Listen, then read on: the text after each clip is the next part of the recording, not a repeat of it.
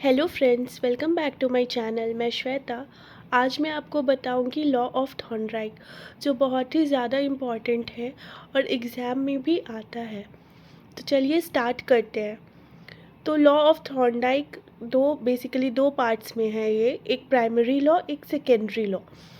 तो स्टार्ट करने से पहले मैं आपको एक और टिप दूंगी। मैंने पहले भी आपको बताया है कि कहीं भी अगर एग्ज़ाम में आप अगर लिखते हो और अगर आपको लगे कि फ्लो चार्ट या फिर कोई डायग्राम से आप उसे दिखा सकते हो तो आप वो ज़रूर करिएगा, क्योंकि ना वो आई कैची होता है।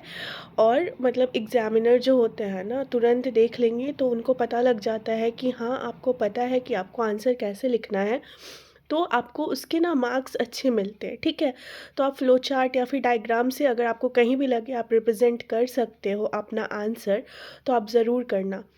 तो चलिए स्टार्ट करते हैं। तो बेसिकली ये दो लॉ है, प्राइमरी लॉ और सेकेंडरी लॉ। प्राइमरी लॉ कितना है? 3। और सेकेंडरी लॉ कितना है? 5। तो प्राइमरी लॉ को 3 पार्ट्स में डिवाइड किया गया है again, law of readiness, law of effect and law of exercise. और सेकेंडरी लॉ को 5 पार्ट में डिवाइड किया गया है, law of multiple response, law of attitude, prepotency of element, law of analogy and law of associative shifting. ठीक है, तो law of Thorndike कितना है? 2 है, प्राइमरी लॉ और सेकेंडरी लॉ। प्राइमरी लॉ कितने हैं? 3। सेकेंडरी लॉ कितने हैं? 5। तो स्टार्ट करते हैं प्राइमरी लॉ से। ठीक है, तो सबसे पहला है लॉ ऑफ रेडीनेस। तो लॉ ऑफ रेडीनेस क्या है वो देखते हैं। Readiness, according to Thorndike, is preparation for action. It is very essential for learning. If the child is ready to learn, he learns more quickly, effectively, and with greater satisfaction than if he is not ready to learn. The right movements concerning the learning situation and the learner's state of mind should be very well recognized, and maximum use of this knowledge should be made by the teacher.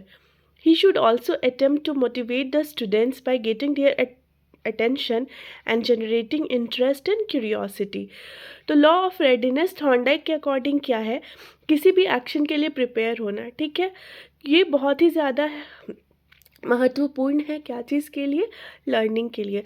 अगर हम अपने आप को consider करके रख सकते हैं ना, हम भी तो स्कूल में पढ़े। अगर हम रेडी ही नहीं रहते थे पढ़ने के लिए तो क्या हमारे दिमाग में कुछ भी घुसता था? नहीं ना। तो ये बहुत ज़्यादा इम्पॉर्टेंट है लर्निंग के लिए कि जब तक बच्चा रेडी नहीं होता है लर्न करने के लिए, लर्निंग के लिए, तो हम उसको पढ़ा नहीं सकते हैं। तो बच्चा का रेडी होना बहुत ज़्यादा ज़रूरी होता है। ठीक है, The right movements concerning the learning situation and learner's state of mind should be very well recognized and maximum use of the knowledge should be made by the teacher. तो इसमें क्या होता है ना कि जब बच्चा रेडी हो पढ़ने के लिए, तो पहले तो एक ऐसा माहौल बनाना चाहिए जहाँ बच्चे अच्छे से पढ़ पाएँ, अच्छे से समझ पाएँ, उनका इंटरेस्ट आ सके, क्यूरियोसिटी जगा पाएँ। तो ये सब किसका काम है? टीचर का। तो टीचर को क्या करना चाहिए कि बच्चों को जो होता है ना, मोटिवेट करना चाहिए, उनका अटेंशन अपने तरफ लाने का प्रयास करना चाहिए, उनका इंटरेस्ट बढ़ाना चाहिए, उनमें क्यूरियोसिटी बिल्ड करनी चाहिए, है ना।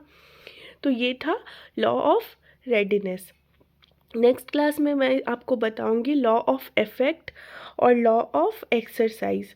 ठीक है, तब तक मेरे चैनल के साथ जुड़े रहें। और अगर आपको मेरे पढ़ाने का तरीका अच्छा लगता है और मेरे नोट्स पसंद आते हैं तो मेरे चैनल को लाइक, सब्सक्राइब और शेयर करना ना भूलें। Thank you.